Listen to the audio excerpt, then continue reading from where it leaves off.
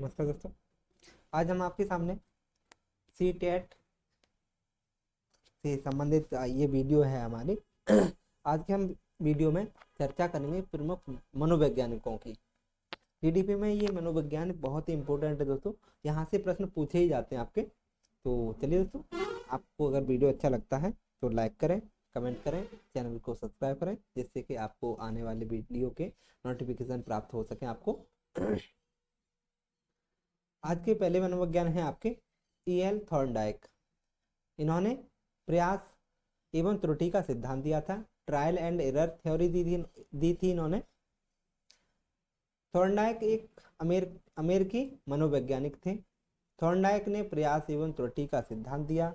वो सोचते थे कि अगर किसी की उत्तेजना बढ़ा दें तो वह उसके प्रति अनुक्रिया रेस्पॉन्स करेगा, और वह जब बार बार अनुक्रिया को दोहराएगा तो वह कुछ ना कुछ सीखेगा। मतलब प्रयास और त्रुटि का सिद्धांत दिया था किसने? किसने दिया था? थॉर्नडाइक महोदय ने। प्रयोग: थॉर्नडाइक ने एक पिंजरे में भूखी बिल्ली को बंद कर दिया और बाहर एक मरी मछली रख दी। पिंजरे में एक लीवर लगा होता है, जिस पर पैर पड़ने पर गेट खुल जाता है। बिल्ली भूख के मारे छटपटाती है, इधर उधर घूमती है और अचानक उसका पैर उस लीवर पर पड़ जाता है और गेट खुल जाता है और बिल्ली अपने लक्ष्य मृत मछली तक पहुंच जाती है। ये देखिए यहाँ पे ये प्रयास एवं त्रुटि का सिद्धांत आपके थॉर्नडाइक ने दिया था। और पिंजरे में एक बिल्ली बंद है, ये बॉक्स है। यहाँ पे बिल्ली बंद है, यहाँ पे मरी हुई मछली रखी हुई है और बिल्ली देख रही है ये मछली, और इसको बहुत भूख लगी है ना। और वो उसको मछली को खाने के लिए इधर उधर भटक रही है, और अचानक इसका पैर एक पिंजरे पे बॉक्स पे बटन पे पड़ जाता है और आपका गेट खुल जाता है ना। तो गेट खुल जाए, मछली को खा लेगी। तो इन्होंने बिल्ली ने प्रयास किया इधर उधर, तभी तो ये खुला। हाँ, आगे देखते हैं। यह प्रयोग सिद्धांत यह बताता है कि जब हम प्रयास करेंगे तो त्रुटियां होगी, लेकिन अंत में हम अपने लक्ष्य तक पहुंच जाएंगे, यानी सीख जाएंगे। थॉर्नडाइक के दो नियम दिए गए हैं। थॉर्नडाइक ने दो नियम दिए थे। पहला मुख्य नियम दिया, दूसरा गॉड नियम दिया था। प्राथमिक नियम में प्राइमरी लॉ, यह अभ्यास का नियम, लॉ ऑफ एक्सपीरियंस।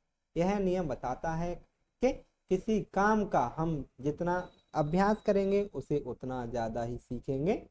तत्परता का नियम, लॉ ऑफ रेडिनेंस। यह नियम बताता है कि किसी काम को करने के लिए हम जितने तत्पर रहेंगे उसे उतना जल्दी ही सीखेंगे।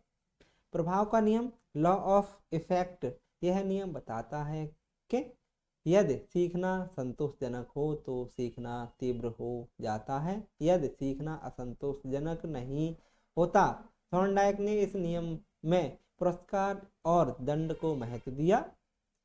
आपके पूछे जाते हैं थॉर्नडाइक के प्राथमिक नियम कौन कौन से थे? अभ्यास का नियम, तत्परता का नियम और प्रभाव का नियम, है ना। आगे गॉड नियम में 5 नियम बताए थे। गॉड नियम सेकेंडरी लॉ, आपके बहु प्रतिक्रिया का नियम, लॉ ऑफ मल्टीपल रेस्पॉन्स। इस नियम के अनुसार हम नया कार्य सीखते समय अनेक प्रतिक्रियाएं और प्रयास करते हैं तथा उसके बाद उस कार्य को करने की सही विधि मालूम हो जाती है। आंशिक क्रिया का नियम, लॉ ऑफ पार्टियल एक्शन। इस नियम के अनुसार हम अपने कार्य को छोटे छोटे भागों में विभाजित करके करें तो यह अधिक शीघ्र सरल हो जाता है। आत्मीकरण का नियम, लॉ ऑफ एसिमिलेशन। इस नियम के अनुसार हम नए ज्ञान को अपने पुराने ज्ञान के साथ जोड़कर इसे स्थायी बना लेते हैं। इससे अधिक सुगम और सरल हो जाता है। आगे मनोवृत्ति और अभिवृत्ति का नियम, लॉ ऑफ डिस्पोजन। यह नियम हमें यह बताता है कि किसी भी काम को करने के लिए जितनी हमारी पॉजिटिव अभिवृत्ति होगी उतना ही ज़्यादा हम उस काम को सीखेंगे, और अगर अभिवृत्ति कम हुई तो उस काम को कम सीखेंगे। सहचर्य क्रिया का नियम, लॉ ऑफ एसोसिएटिव शिफ्टिंग। इस नियम का अभिप्राय पहले की गई क्रिया को अन्य परिस्थिति में भी उसी प्रकार करना। बच्चों के एरर उनके सीखने के प्रोसेस का एक पार्ट होता है। यह बच्चों की थिंकिंग को समझने में एक रिसोर्स का काम करता है। स्टूडेंट की एरर्स संकेत इंडिकेट्स करती हैं कि उन्हें यांत्रिक अभ्यास मैकेनिकल ड्रिल की ज़रूरत होती है। तो आइए यहाँ पे थॉर्नडाइक ने सेकेंडरी नियम कितने बताए थे? आपके 5 बताए थे। पहले बहु अनुक्रिया का नियम, दूसरा आंशिक क्रिया का नियम, आत्मीकरण का नियम, मनोवृत्ति का नियम और सहचर्य का नियम। ये आपके किसने बताए थे? आप गॉड नियम आपके कितने बताए थे? थॉर्नडाइक ने। कितने? 5। प्राथमिक नियम 3 बताए थे, है ना, थॉर्नडाइक ने। अगला नियम हमारा है, अगले वैज्ञानिक हैं हमारे अल्बर्ट बंडूरा। कौन है? Albert Bandura. सामाजिक अधिगम सिद्धांत इन्होंने दिया था। पूछा जाएगा कि सामाजिक अधिगम सिद्धांत किसने दिया था? तो आपके अल्बर्ट बंडूरा ने दिया था। सोशल लर्निंग थ्योरी किसने दी थी? आपके अल्बर्ट बंडूरा ने। ये हैं आपके अल्बर्ट बंडूरा। अल्बर्ट बंडूरा आपके कनाडा के निवासी हैं और उन्होंने सामाजिक अधिगम का सिद्धांत दिया। इस सिद्धांत में दूसरों के व्यवहार को देखकर सीखा जाता है, समाज के अन्य व्यवहार को अपनाया जाता है तथा अमान्य व्यवहार को नकारा जाता है। इस सिद्धांत को अन्य नामों से भी जाना जाता है। अवलोकनात्मक अधिगम का सिद्धांत, ऑब्जर्वेशन लर्निंग थ्योरी। अनुकरण का सिद्धांत, इमिटेशन मॉडलिंग।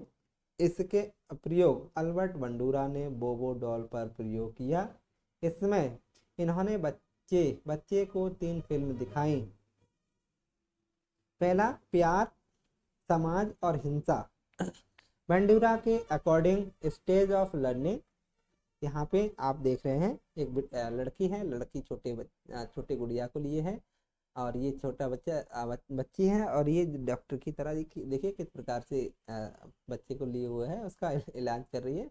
और यहाँ छोटी सी बच्ची है, ये छोटी डॉल के साथ खेल रही है। तो हिंसा है ना, ये प्यार कर रही है इसे। ये सामाजिक तौर तरीके होते हैं। सेकंड चित्र में आप देख रहे हैं और चौथे चित्र में ये छोटी गुड़िया लड़की है और ये गुड़िया के साथ में हिंसा का व्यवहार कर रही है।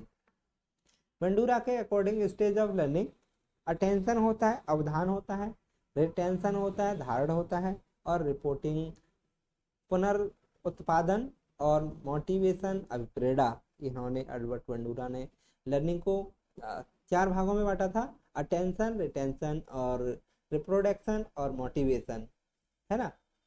अगले मनोवैज्ञानिक आपके पालाव है। पालाव का शास्त्रीय अनुबंधन सिद्धांत, पालाव थ्योरी ऑफ क्लासिकल कंडीशन। पूछा जाता है क्लासिकल कंडीशन का सिद्धांत किसने दिया था आपका? तो पालाव ने कुत्ते पर प्रयोग किया था। ये रूस के मनोवैज्ञानिक थे। कहाँ के थे? रूसी मनोवैज्ञानिक थे। इनको 1904 में नोबेल पुरस्कार मिला। इनके अनुसार किसी भी उत्तेजना को पैरेलल अगर कोई सिग्नल निर्धारित कर दे तो वह समान प्रतिक्रिया रेस्पॉन्स करेगा जितना वह उत्तेजना बढ़ाने पर करता है। पालाव ने किस पे प्रयोग किया था? ये आपके कुत्ता देख रहे होंगे, कुत्ते के सामने यहाँ पे घंटी देख रहे होंगे। घंटी कुत्ता भूखा होता है, घंटी के बजते ही इसको खाना दिया जाता है। यहाँ पे प्रयोग देखते हैं। पालाव ने कुत्ते पर प्रयोग, पालाव ने अपना प्रयोग किस पे किया? कुत्ते पर किया। उसने कुत्ते को एक पिंजरे में भूखा रखा। अब उसने उसे खाना दिया। देखते ही कुत्ते के मुंह में लार टपकनी शुरू हो गई। जब वह कुत्ते को खाना देता था तो वह खाना देने से पहले एक घंटी बजा देता था। कुछ दिन बाद कुत्ते को लगने लगा कि जब घंटी बजेगी तभी खाना मिलेगा। अब जैसे ही घंटी बजती थी तो कुत्ते के मुंह में लार टपकनी शुरू हो जाती है। अब उत्तेजना बढ़ाने का काम घंटी कर रही है। इस प्रकार कुत्ता घंटी के साथ संबंध स्थापित कर लेता है। तो है ना, यहाँ पे अनकंडीशन स्टिमुलस आपका वेल आप फूड और वेल और कंडीशनल स्टिमुलस हो जाएगा, है ना। अनकंडीशन ये पहला है, कुत्ता देख रहा है, खाने को देख कर अनकंडीशन स्टिमुलस हो रहा है। दूसरे में आपके घंटी की आवाज़, जैसे घंटी की आवाज़ सुनता है तो कंडीशनल स्टिमुलस। आपका तीसरा घंटी और खाना दोनों, और यहाँ पे खाली घंटी फिर भी ये लार टपकाता है। लार अनकंडीशनल रेस्पॉन्स और conditional response. Stage of classical conditioning. उद्दीपक सामान्यीकरण क्या होता है? स्टिमुलस जनरलाइजेशन, जब व्यक्ति अनकंडीशनल स्टिमुलस के प्रति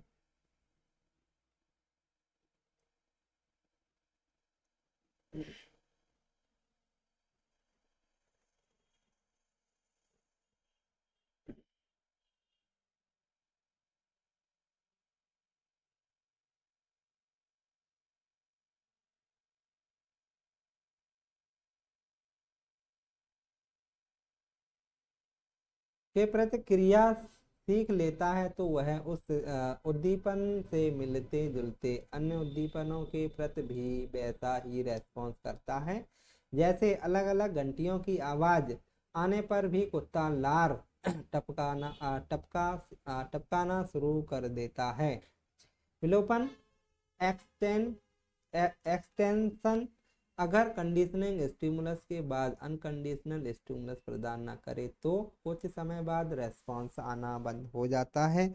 जैसे घंटी की आवाज़ के बाद अगर खाना न दिया जाए तो कुत्ते की लार आना बंद हो जाएगी। विभेद आपके डिस्क्रिमिनेशन। इसमें व्यक्ति ओरिजिनल अनकंडीशनल स्टिमुलस और अदर स्टिमुलस के बीच विभेद या अंतर करना शुरू कर देता है। जैसे बहुत सारी घंटियां बजने के बावजूद कुत्ता या यह पहचान जाता है कि किस घंटी की आवाज़ के बाद खाना मिलेगा। बीएफ स्किनर का क्रिया प्रसूत अनुबंधन सिद्धांत, ऑपरेट कंडीशनल थ्योरी। इस सिद्धांत का प्रतिपादन अमेरिका के हार्वर्ड विश्वविद्यालय के प्रोफेसर बीएफ स्किनर द्वारा किया गया। बीएफ स्किनर ने सबसे अधिक अनुक्रिया रेस्पॉन्स पर जोर दिया, इसलिए इसे क्रिया प्रसूत अनुबंधन का सिद्धांत कहा जाता है। बीएफ स्किनर ने अपना प्रयोग पहले चूहों पर, इसके बाद कबूतर पर किया। इन्होंने एक बॉक्स लिया और उसमें एक चूहा बंद कर दिया। बॉक्स में एक लीवर लगा हुआ था, उसमें एक छिद्र था। जब लीवर दबता तब खाना आ जाता था। उस छिद्र के द्वारा जब चूहे को भूख लगी तो वह इधर उधर घूमने लगा। अचानक उसका पैर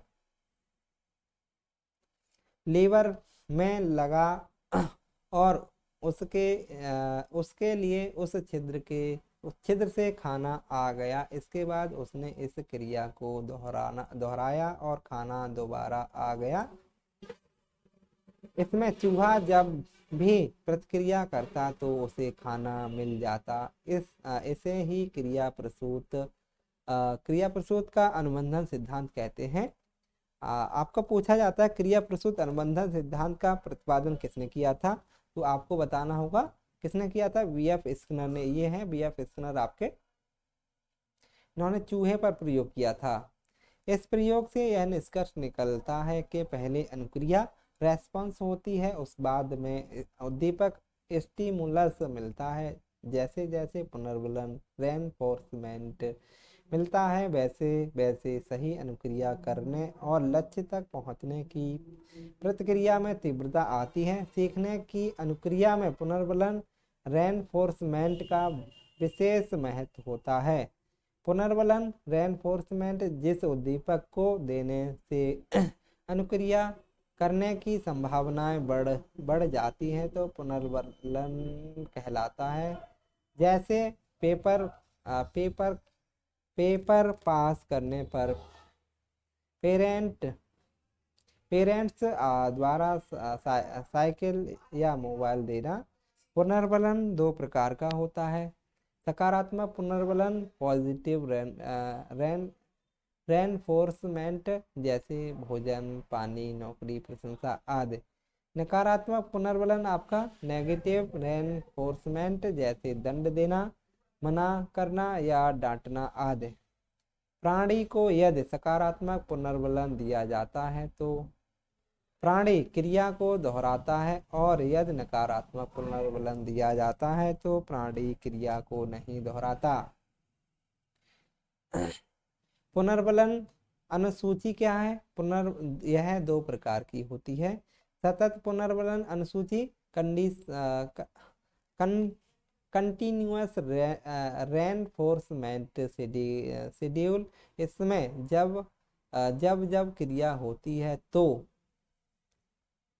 पुनर्बलन दिया जाता है। जैसे प्रत्येक सवाल हल करने पर बच्चे की तारीफ करना। आंशिक पुनर्बलन अनुसूची पार्टियल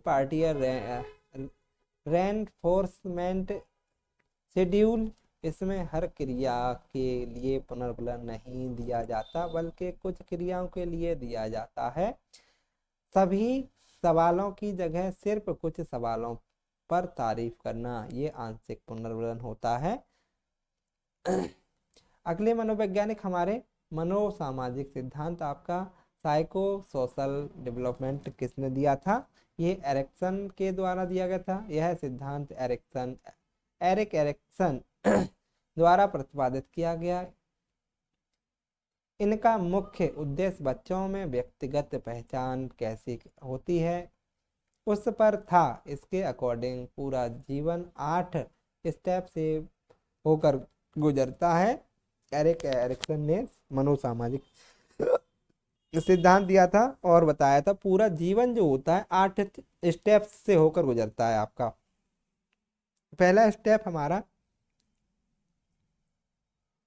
विश्वास बनाम अविश्वास, ट्रस्ट एंड मिसट्रस्ट। 0 से आपके 1.5 से 2 वर्ष। इन बच्चों को माता पिता से प्यार आदि मिलता है, इसमें विश्वास का भाव विकसित होता है। दूसरी तरफ जिन बच्चों को माता पिता का प्यार आदि नहीं मिलता तो वह रोना बिलखना शुरू कर देते हैं। इस क्रिया से बच्चे में अविश्वास उत्पन्न होना शुरू हो जाता है। दूसरा स्वायत्तता बनाम शर्म या लज्जा या साख, ऑटोनॉमी वर्सेस आपके सेम डाउट। यहाँ पे 1.5 से 2 से 3 वर्ष। स्वायत्तता का अर्थ है स्वयं से, अर्थात जब बच्चे खुद से खाना पकाना पहनना ज़्यादा पसंद करने लगते हैं, वे अब दूसरों पर निर्भर रहना नहीं चाहते, तो यह स्वायत्तता कहलाता है। दूसरी और बहुत ही सख्त माता पिता जब काम करने पर डांटते हैं तो वे बच्चे अपने ही अंदर शक का अनुभव करते हैं। तीसरा है आपका पहल बनाम दोष, इनिटिएक्टिव वर्सेस गिल्टी। 3 से 6 वर्ष तक बच्चे होते हैं वो अपने आप को गिल्टी महसूस करते हैं।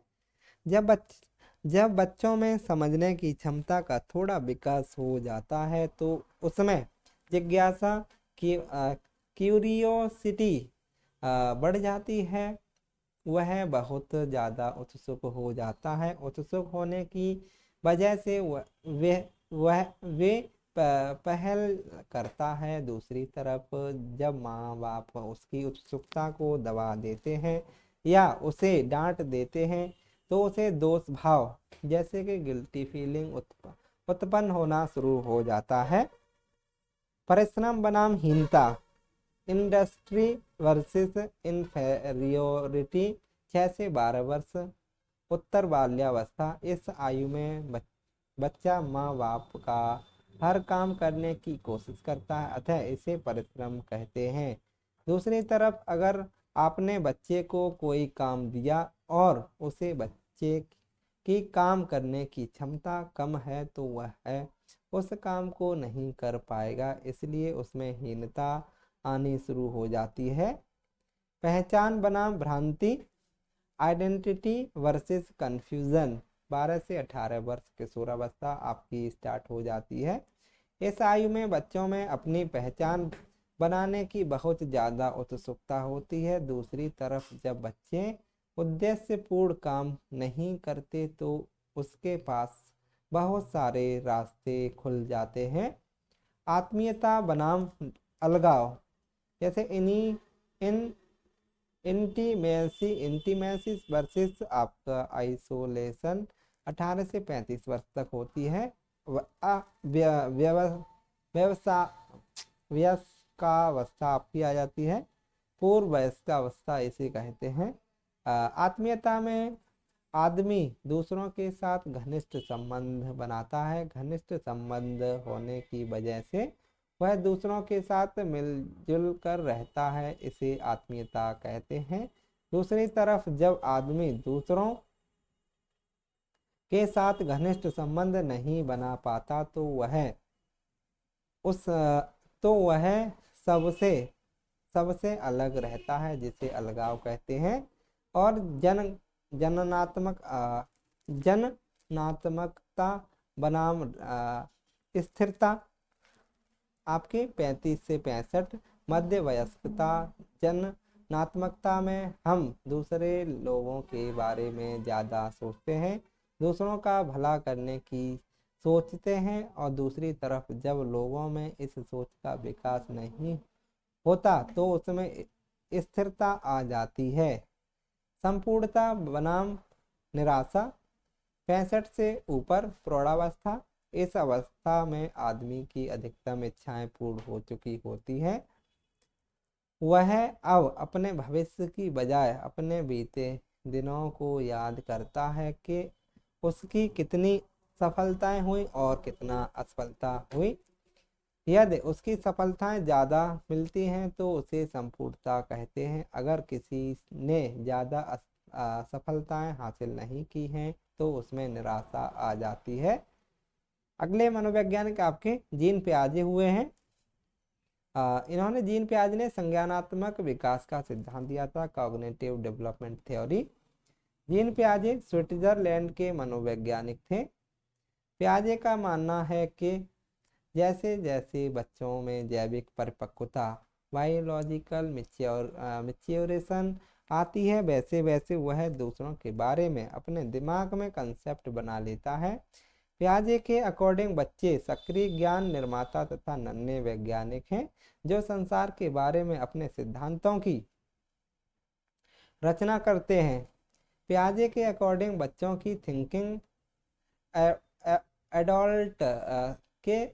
एडल्ट से प्रकार टाइप में अलग होती है, न कि क्वांटिटी में। कंसेप्ट ऑफ कॉग्निटिव डेवलपमेंट, अनुकूलन एडाप्टेशन, वातावरण के अनुसार अपने आप को ढालना अनुकूलन कहलाता है। इसकी दो प्रक्रिया होती है। पहला आत्मसात्करण एसिमिलेशन, पूर्व ज्ञान को नए ज्ञान के साथ जोड़ना आत्मसात्करण एसिमिलेशन कहलाता है आपका।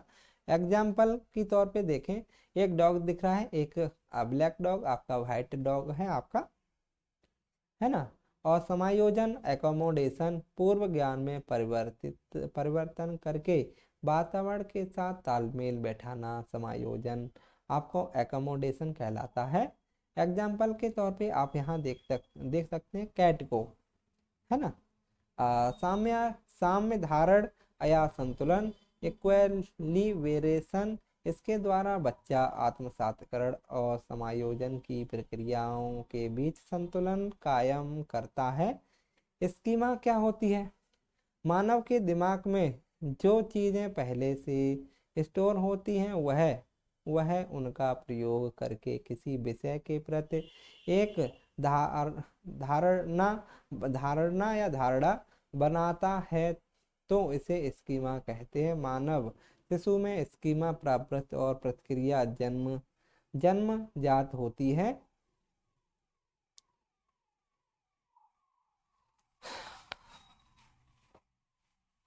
ऑर्गेनाइजेशन संगठन, पियाजे के सिद्धांत में संज्ञानात्मक प्रणाली के लिए स्कीमाओं को पुनर्व्यवस्थित करना, जिन्हें स्कीमाओं से जोड़ने को संगठन कहा जाता है।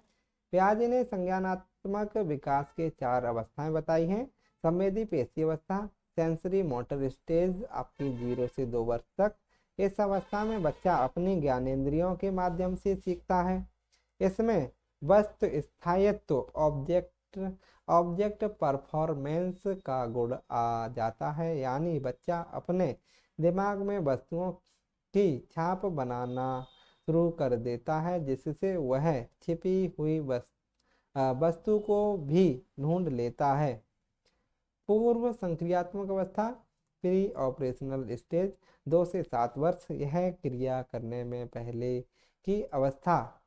इसमें बच्चा सामने आने वाली चीज़ों को देख पाएगा, समझ पाएगा, लेकिन कोई क्रिया नहीं कर पाएगा। इस स्टेज में बच्चा प्रतीकों सिंबल्स का यूज करने में निपुण हो जाता है, जिसे सर्कल शब्द सुनकर इसके माइंड में साइकिल की एक इमेज बन जाती है। इस स्टेज में लक्ष्य निर्धारित व्यवहार गोल डायरेक्टेड बिहेवियर की क्षमता आ जाती है। जीववाद एनिमिज्म, जब बच्चा सजीव और निर्जीव वस्तुओं में अंतर नहीं कर पाता। अहम केंद्रित इकोसेंट्रिज्म, जब बच्चा यह सोचना शुरू कर देता है कि जो वह कर रहा है, सोच रहा है, वह सब ठीक है, ये ईगोसेंट्रिज्म कहलाता है।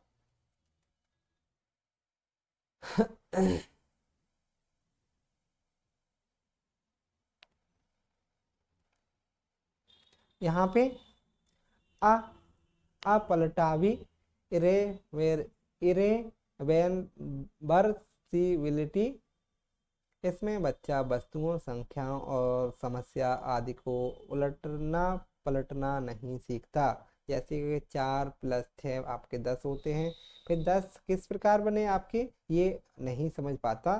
6 और 4 कितने होते हैं, ये आपके नहीं समझ पाता। इसमें अपलटावीपन का अभाव पाया जाता है।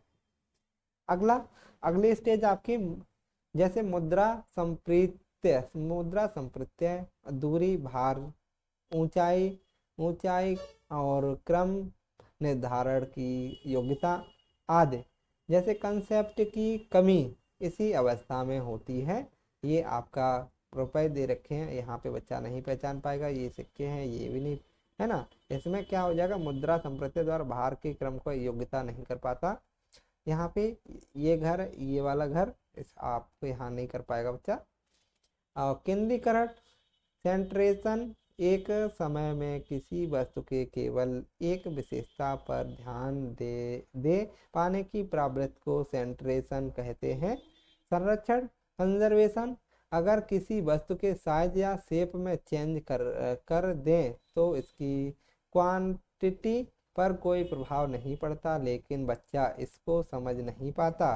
क्रमबद्धता, इसमें बच्चा वस्तुओं तथ्यों को उनके आकार में रखना नहीं सीख पाता। मूर्त संक्रियात्मक अवस्था, तीसरी स्टेज है आपकी मूर्त संक्रियात्मक अवस्था। ये जीन पियाजे के संज्ञानात्मक विकास की 4 अवस्थाएं थी। तीसरी आपकी मोर संक्रियात्मक अवस्था जैसे क्रिएट ऑपरेशनल स्टेज 7 से 11 वर्ष तक। इस अवस्था में बच्चा सामने रखी हुई चीजों को देखकर ही कुछ कर सकता है या उन पर चिंतन करना शुरू कर देता है। किसमें? मूर्त अवस्था में 7 से 11 वर्ष तक की अवस्था होती है। इस अवस्था में पलटावी और जीववाद, मुद्रा, भार, संरक्षण, क्रमबद्धता की योग्यता आदि कंसेप्ट का गुण आ जाता है।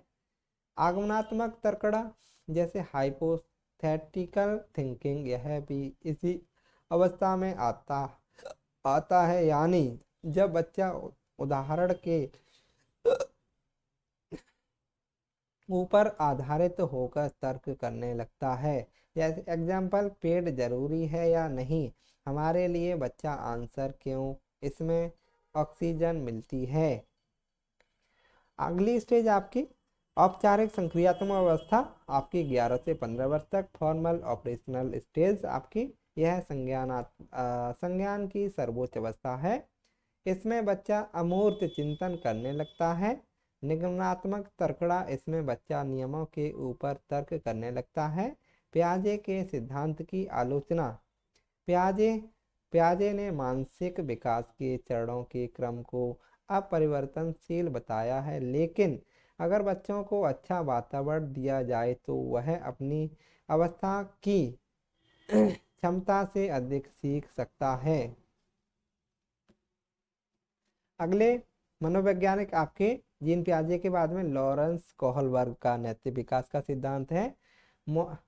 मोरल डेवलपमेंट थ्योरी आपकी किसने दी थी, पूछा जाएगा आपको, तो लॉरेंस कोहलबर्ग ने दी थी। कोहलबर्ग अमेरिका के एक मनोवैज्ञानिक थे जिन्होंने नैतिकता का सिद्धांत या नैतिक विकास का सिद्धांत दिया था। पूछा जाता है नैतिक विकास का सिद्धांत किसने दिया था, तो कोहलबर्ग ने, है ना। नैतिकता आपकी मोरालिटी क्या होती है, यह वह गुण है जिसमें हमें सही और गलत की पहचान होती है। बच्चा अपने सामाजिक परिवेश से ही नैतिकता और अनैतिकता को जानता है। हिंज की कहानी आपकी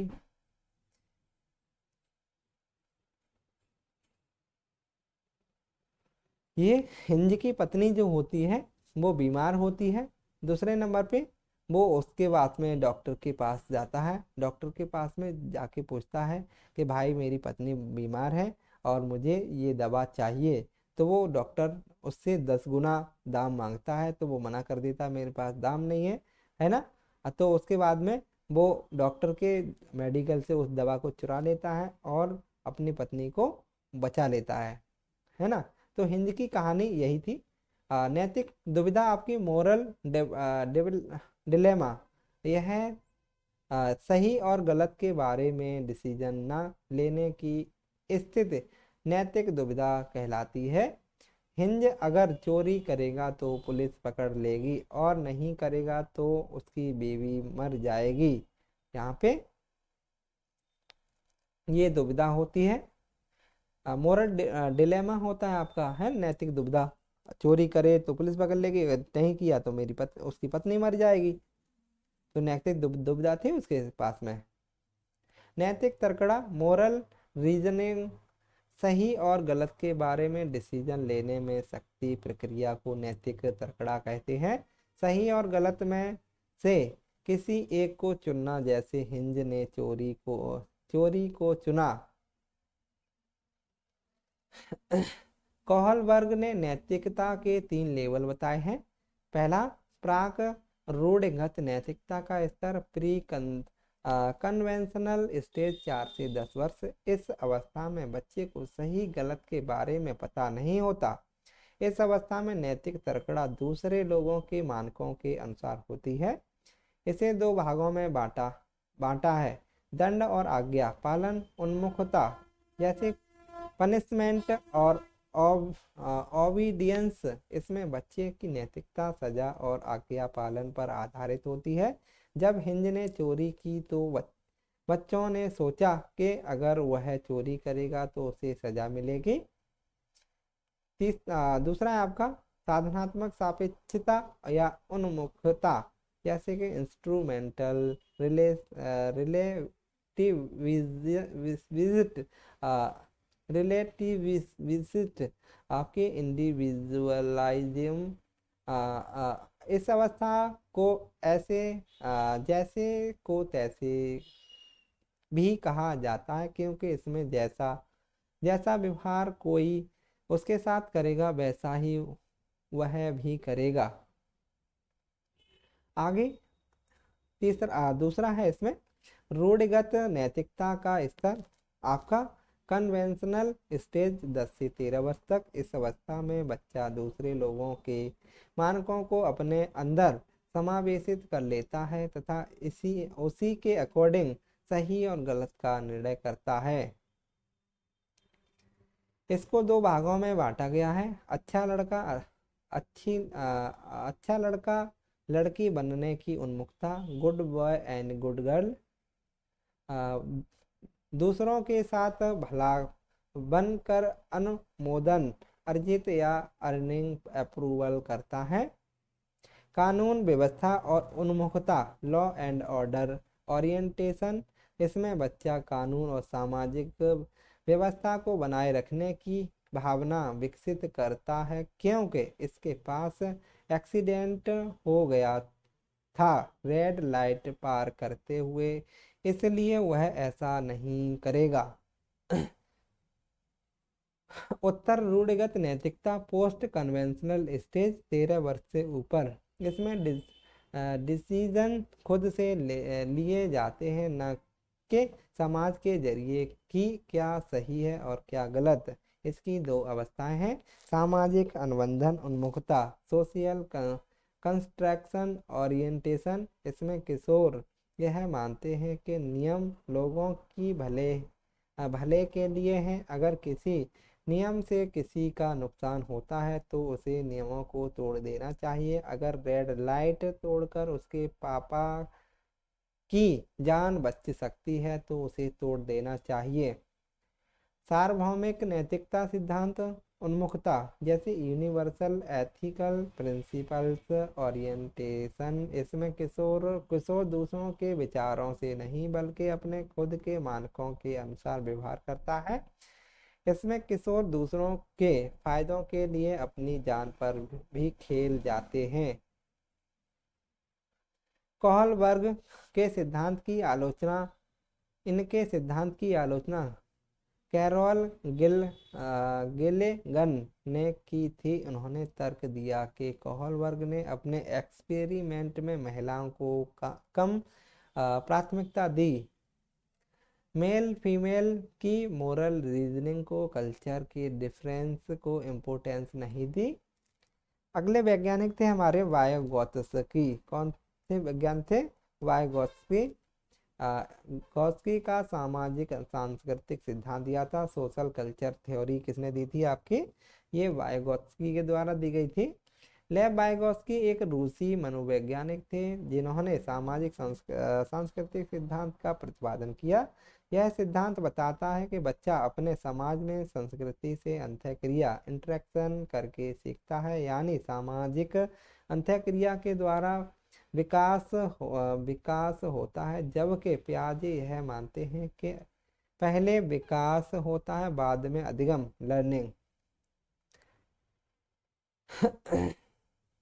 वाइगोत्स्की के दो महत्वपूर्ण कंसेप्ट हैं जेडपीडी, जॉन प्रॉक्सिमल डेवलपमेंट, समीपस्थ निकट विकास का क्षेत्र, वास्तविक विकास रियल डेवलपमेंट के स्तर तथा संभावित विकास पोटेंशियल डेवलपमेंट के स्तर के बीच के अंतर को समीपस्थ विकास का क्षेत्र कहा जाता है। स्कैफोल्डिंग, पाड़ या ढांचा, वयस्कों द्वारा दी जाने वाली टेम्परेरी हेल्प या गाइडेंस को स्कैफोल्डिंग या पाड़ या ढांचा कहा जाता है। ये दोस्तों पूछा जाता है पाड़ क्या होता है, ढांचा क्या होता है। मतलब वयस्क व्यक्ति के द्वारा किसी भी बच्चे को दी जाने वाली असहायता ही आपकी स्कैफोल्डिंग कहलाती है। जैसे यहाँ पे आप देख रहे होंगे एक बच्चा जो है अपने माता पिता के साथ में खेल रहा है और वो साइकिल चलाना सीख रहा है, उसके पापा उस साइकिल को पकड़ लेते हैं। आपके बचपन में भी ऐसा हुआ होगा कि भाई बहन या बड़े पापा या पापा मम्मी जो कोई भी हो, वो आपके साइकिल जब चला रहे होते हैं तो असहायता देते हैं, उसके बाद में छोड़ देते हैं, है ना, आप साइकिल चलाना सीख जाते हैं। तो वही आपकी स्कैप होल्डिंग कहलाता है, असहायता। टेम्परेरी हेल्प जिसे कहेंगे, MKO, more knowledgeable other, teacher parents friend ETC। मोर के MKO का अर्थ होता है कि मोर नॉलेजेबल, अगर आप किसी से भी ज्ञान सीख रहे हैं, आपको ज्ञान मिलना चाहिए, चाहे आप वो छोटा हो चाहे बड़ा हो, किसी से भी सीख रहे हैं। आपके टीचर्स हो सकते हैं, आपके फ्रेंड्स हो सकते हैं, आपके पेरेंट्स हो सकते हैं, किसी से भी सीखना भी आपका मोर नॉलेजेबल अदर कहलाता है। भाषा पर जिसके विचार, इनके अनुसार भाषा चिंतन शुरू में अलग अलग होते हैं लेकिन बाद में एक साथ हो जाते हैं। वाइगोत्स्की ने कहा कि पहले भाषा आती है बाद में विचार आता है। वाइगोत्स्की जो भाषा, पहले क्या बताया था, भाषा आती है उसके बाद में विचार आता है। और भाषा संज्ञानात्मक विकास को सुगम या फैसिलिटेट बनाती है। निजी भाषा भाषण क्या होता है, आंतरिक भाषा या प्राइवेट स्पीच। इसमें बच्चा अपने ही कार्य को निर्देशित देने के लिए भाषा का प्रयोग करता है। अगले मनोवैज्ञानिक हैं आपके नोम चोम्स्की। भाषा विकास का सिद्धांत दिया था इन्होंने, जैसे कि इन बॉर्न थ्योरी दी थी। ये अमेरिका के रहने वाले थे। इनका मानना है कि बच्चे में भाषा सीखने की जन्मजात इनेट क्षमता होती है। ये कहते हैं कि बच्चे के मस्तिष्क माइंड में एक डिवाइस होती है जिसमें बच्चा भाषा सीखता है। नोम चोम्स्की ने भाषा विकास का सिद्धांत दिया था। LAD का अर्थ होता है लैंग्वेज एक्वाजिशन और डी फॉर डिवाइस। एक्वाजिशन अधिग्रहण और यंत्र, भाषा अधिग्रहण यंत्र। LAD की बात कही थी नोम चोम्स्की महोदय ने कही थी। किसने कही थी, ये आपके भाषा विकास के सिद्धांत दिया था नोम चोम्स्की के द्वारा। LAD शब्द का प्रयोग किया गया था। इन्होंने सार्वभौमिक व्याकरण यूनिवर्सल ग्रामर का सिद्धांत दिया, यानी ग्रामर जन्मदाता होता है। चोम्स्की ने भाषा के 2 लेवल बताए हैं, सतही संरचना जैसे कि सरफेस लेवल, इसमें बच्चा सिर्फ ध्वनियों शब्दों को जानता है लेकिन उनके अर्थ नहीं जानता, मम्मी पापा खाना पीना आदि। गहरी संरचना डीप लेवल, इसमें ध्वनि के अर्थ का ज्ञान होता है। Bloom taxonomy of educational object, ये ब्लूम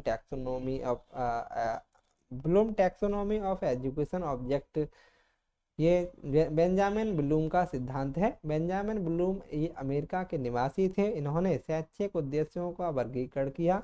इन्होंने शैक्षिक उद्देश्यों को 3 भागों में बांटा, संज्ञानात्मक, भावनात्मक और क्रियात्मक, कॉग्निटिव डोमेन और इफेक्टिव डोमेन और साइकोमोटर डोमेन।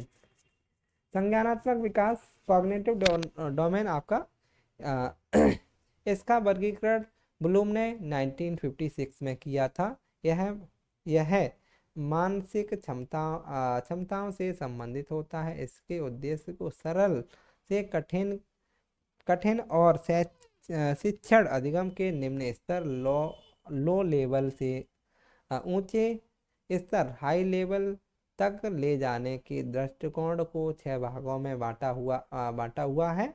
यहाँ पे पहला संज्ञान को इन्होंने संज्ञानात्मक पक्ष को इन्होंने 6 भागों में बांटा था। पहला ज्ञान, नॉलेज, बोध, कंप्रहेंशन, आपका अनुप्रयोग, एप्लीकेशन, विश्लेषण, एनालिसिस और संश्लेषण, सिंथेसिस और मूल्यांकन, इवैल्यूएशन। यहाँ पे पहले होता है सबसे निचले स्तर पर आपका क्या होता है, ज्ञान, समझबूझ और अनुप्रयोग, विश्लेषण, संश्लेषण और सबसे उच्च स्तर पर आपका मूल्यांकन होता है। भावनात्मक पक्ष आपका इफेक्टिव डोमेन बेंजामिन ब्लूम के द्वारा दिए गए थे।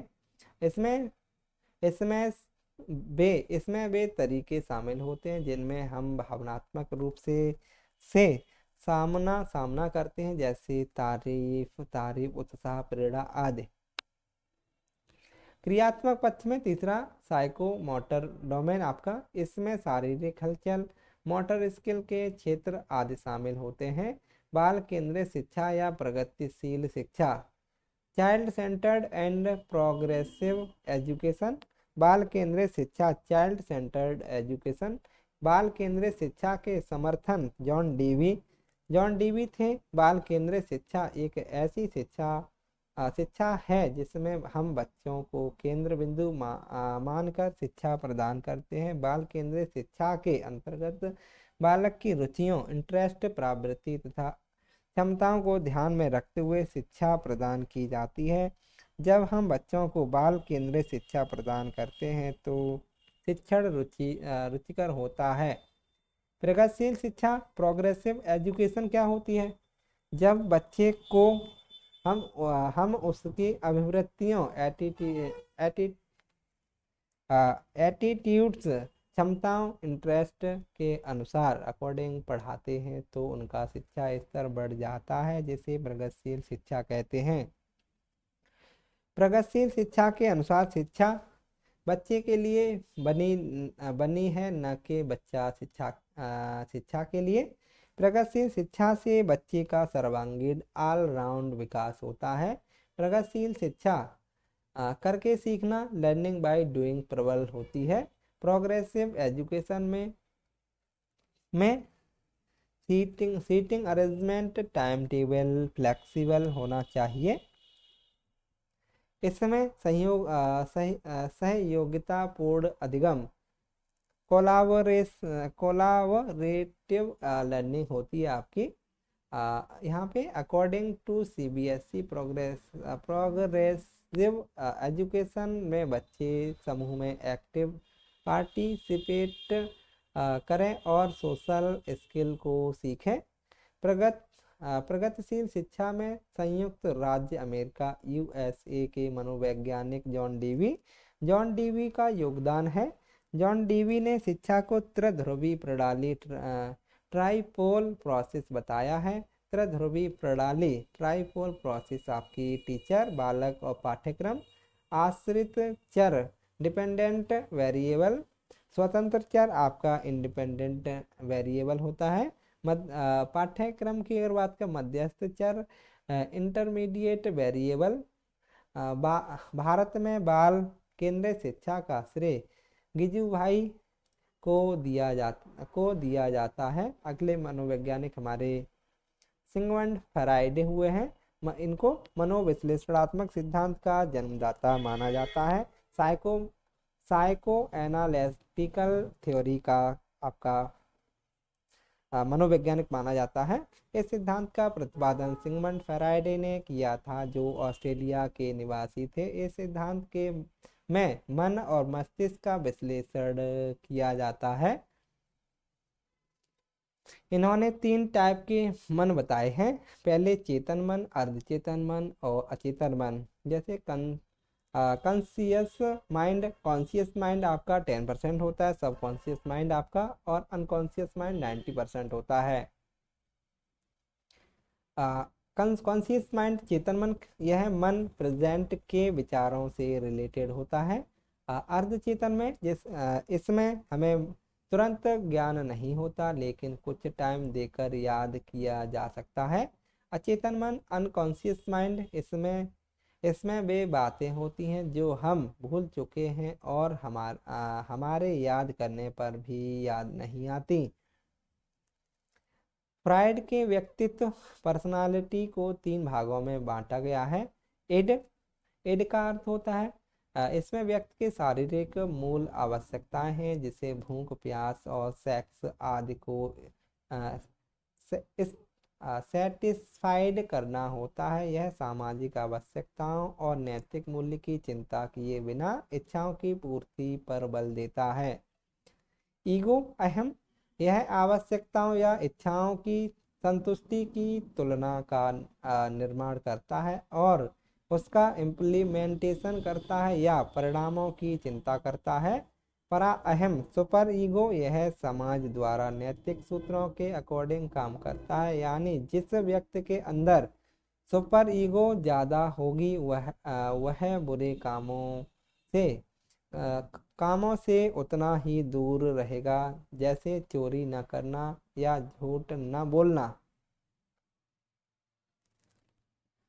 ओएडी ओडिपस कॉम्प्लेक्स, इसमें लड़का अपनी माँ से ज़्यादा प्यार करता है अपने पिता के मुकाबले।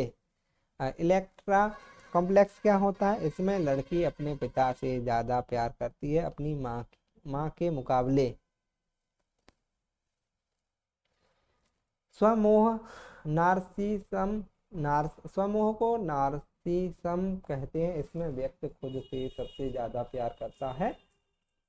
समायोजन एडजस्टमेंट क्या होता है? समायोजन एडजस्टमेंट, परिस्थिति के अनुसार अपने आप को ढाल लेना समायोजन कहलाता है, ताकि अपनी आवश्यकताओं को संतुष्ट किया जा सके। कुसमायोजन मेलाडजस्टमेंट आपका, यदि कोई व्यक्ति वातावरण में अपनी आवश्यकताओं की पूर्ति नहीं कर पाता तो वह कुसमायोजन को दर्शाता है। कुसमायोजन के तत्व: तनाव, स्ट्रेस, जब व्यक्ति वातावरण और मांग के अनुरूप कार्य नहीं कर पाता तो वह तनाव में आ जाता है। द्वेष, चिंता, हैट्रेड वर्किंग, जब व्यक्ति वातावरण और परिस्थिति के अनुसार अपने आप को बदल नहीं पाता तो उसमें द्वेष और चिंता जागृत हो जाती है। दबाव, कंप्रेशन, दबाव प्रतियोगिता के कारण होता है और आत्मसम्मान के लिए व्यक्ति दबाव में आ जाता है। कुंठा, फ्रस्ट्रेशन, किसी भी इच्छा में बाधा आने से उसकी उम्मीद खत्म हो जाना कुंठा कहलाता है। द्वंद्व, कॉन्फ्लैक्ट, जब एक ही समय में दो शक्तियां जागृत हो जाती हैं तब व्यक्ति के अंदर द्वंद्व उत्पन्न हो जाता है। सुरक्षा युक्तियां, डिफरेंस मैकेनिज्म, ये ऐसी युक्तियां होती हैं जिसमें व्यक्ति विशेष परिस्थिति में अपनी चिंता और कमियों से मुक्ति पाने के लिए एक अस्थायी कवच को साधन के रूप में इस्तेमाल करता है। समायोजन करने के लिए व्यक्ति जिन रक्षात्मक युक्तियों का सहारा लेता है वह दो प्रकार की होती है: प्रत्यक्ष विधि डायरेक्ट मेथड और अप्रत्यक्ष विधि इनडायरेक्ट मेथड। प्रत्यक्ष विधि क्या होती है आपकी? डायरेक्ट मेथड क्या होता है? तनाव को कम करने के प्रत्यक्ष उपयोग वे होते हैं जिन्हें व्यक्ति चेतन रूप में अपनाता है। अप्रत्यक्ष विधि इनडायरेक्ट मेथड, तनाव को कम करने के अप्रत्यक्ष उपाय वे हैं जिन्हें व्यक्ति अचेतन रूप में अपनाता है। तर्कसंगत रेशनलाइजेशन आपका, इसमें कोई व्यक्ति अपनी बात को सही ठहराने के लिए झूठे कारण और प्रतिक्रिया देता है, जैसे पेपर पास न होने पर अध्यापक को दोष देना। दमन क्या होता है? रिप्रेजेंशन, इसमें व्यक्ति के कष्टदायक यादें, विचार या भावना अचेतन मन में चली जाती हैं। समन क्या होता है? सपरेशन, जब व्यक्ति की कोई इच्छा पूरी नहीं होती है तो वह फोर्सफुली उस इच्छा को भुला देता है। क्षतिपूर्ति कंपेंसन, इसमें व्यक्ति एक क्षेत्र की कमियों और असफलताओं को दूसरे क्षेत्र से पूरा करता है। कम लंबाई वाला लड़की द्वारा ऊंची हील वाली स्टैंडर्ड पहनना। आत्मीकरण या तदात्मीकरण क्या होता है? आइडेंटिफिकेशन, इसमें व्यक्ति किसी दूसरे व्यक्ति के व्यक्तित्व को प्रभावित होकर खुद को उसके व्यक्तित्व में ढालने का प्रयास करता है। जैसे सलमान खान को देखकर लड़कियां बॉडी बनाना शुरू कर देती हैं, सॉरी, लड़के बॉडी बनाना शुरू कर देते हैं। प्रतिस्थापन, डिस्प्लेसमेंट, जब किसी अपने संवेग, विचार और इच्छाओं को व्यक्त करने में असमर्थ होता है तो वह किसी अन्य पर अपनी भावना अभिव्यक्त करके समायोजन स्थापित करता है। और ऑफिस में बॉस की डांट पड़ने पर घर आकर बच्चों पर गुस्सा निकालता है, इसे प्रतिस्थापन कहते हैं। प्रतिगमन, रेगरेशन, जब किसी व्यक्ति को कोई तनाव होता है तो वह उससे बचने के लिए पास्ट में चला जाता है, जैसे गुस्सा आने पर बच्चों की तरह चिल्लाना या तोड़ फोड़ करना।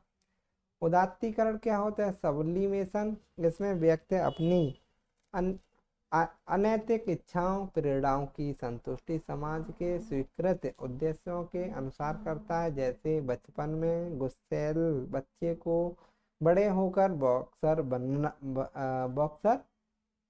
बनाना। मूल्यांकन क्या होता है आपका? एसिमिलेशन और इवैल्यूएशन। आकलन, असेसमेंट, किसी के बारे में जानकारी इकट्ठा करने की प्रक्रिया आकलन कहलाती है। यह टीचिंग लर्निंग प्रोसेस के दौरान निरंतर चलने वाली प्रक्रिया है। आकलन अधिगम को इम्प्रूव करने का एक तरीका है और आकलन को प्राइमरी ऑब्जेक्ट यह है कि कॉन्सेप्ट से संबंधित जो भी कंफ्यूजन बच्चों को है उसको समझाना चाहिए। आकलन दो प्रकार का होता है, रचनात्मक आकलन और प्रयोगात्मक आकलन। रचनात्मक आकलन, फॉर्मेटिव असेसमेंट, पढ़ाने के दौरान किया गया आकलन ही रचनात्मक आकलन कहलाता है। यह बच्चों के बारे में जानने का व्यस्त आकलन या तरीका है। योगात्मक आकलन, समेटेटिव असेसमेंट, साल के अंत में किया जाने वाला योगात्मक आकलन कहलाता है। असेसमेंट ऑफ लर्निंग, समेटेटिव आकलन सीखने का आकलन होता है और assessment for learning, formative assessment होता है सीखने के लिए आकलन, और assessment as learning self assessment सीखने के रूप में आकलन, सीखने का आकलन, सीखने के लिए आकलन और सीखने के रूप में आकलन है ना, ये पूछे जाते हैं आपसे।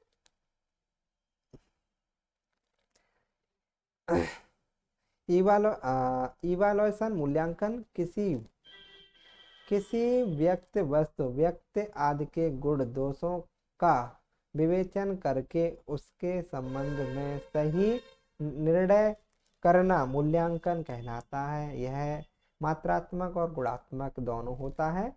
आपका कंटिन्यूअस कंप्रेहेंशन इवैल्यूएशन, सतत और व्यापक मूल्यांकन, CCE राष्ट्रीय शिक्षा नीति 1986 के अनुसार सतत और व्यापक मूल्यांकन, जिसमें मूल्यांकन शैक्षिक और गैर शैक्षिक दोनों पहलू शामिल हों और जो शिक्षा की संपूर्ण अवधि के लिए पर जोर देती हैं। CCE इसलिए जरूरी है ताकि जल्दी होने वाली गलतियों की जगह कम अंतराल लेस फ्रिक्वेंट पर होने वाली गलतियों को सुधारना।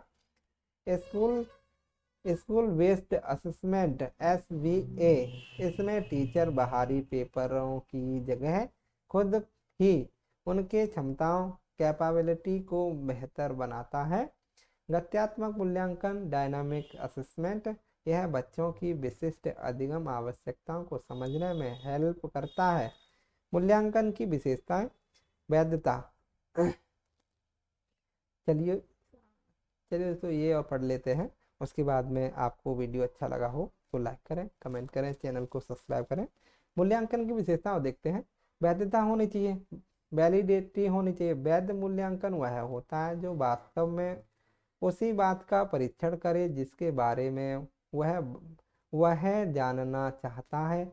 और विश्वसनीयता, रियलाइबिलिटी, विभिन्न परंतु एक जैसी परिस्थितियों में किसी प्रश्न, परीक्षण या परीक्षा का उत्तर पूर्णतः एक ही प्रकार का होगा, तो ऐसा मापन विश्वसनीय मापन कहलाता है। तो चलिए दोस्तों, अगर आपको वीडियो अच्छा लगा है तो लाइक करें, कमेंट करें, चैनल को सब्सक्राइब करें, जिससे कि आने वाले आपके नोटिफिकेशन आपको प्राप्त हो सके। अपने भाई बहन को शेयर करें। तो चलिए दोस्तों, फिर मिलते हैं। नमस्कार।